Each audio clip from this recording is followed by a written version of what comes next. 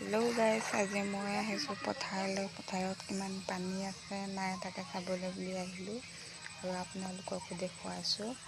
বেলেগ গছ অকণমান জেগাডোখৰ পাহাৰীয়া লিখীয়া, মানে অকণমান জেগাডোখৰ ওখ আছে এইফালে।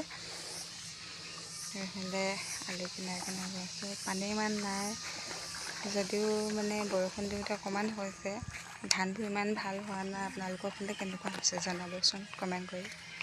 আৰু এইফালে আমাৰ পথাৰৰ কিনাৰতে এইফালে মানে জলকীয়া গছ খেতি কৰিছে, মানে জলকীয়া খেতি কৰিছে। এইফালে কিনাৰত পানী হৈ আছে। ৰাতি বৰষুণ দিছে, পানী হৈ আছে গোটেই।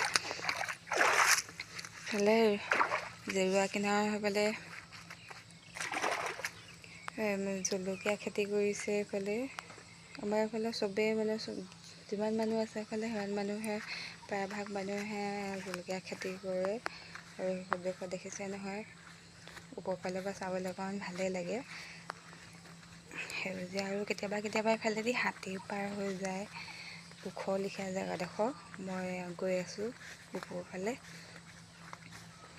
আৰু দূৰৰ পৰা চালে ভালেই লাগে জেগাডোখৰ, সেউজীয়া পৰিৱেশ কেনেকুৱা এটা। এইফালে টিৰপালৰ ওপৰত জলকীয়া পুলি ৰোৱা হৈছিলে। জলকীয়াবোৰ ইমান ভাল হোৱা নাই, সেইটো কাৰণে উঠাই দিলে আৰু গছৰ পুলিবোৰ উঠাই দিলে।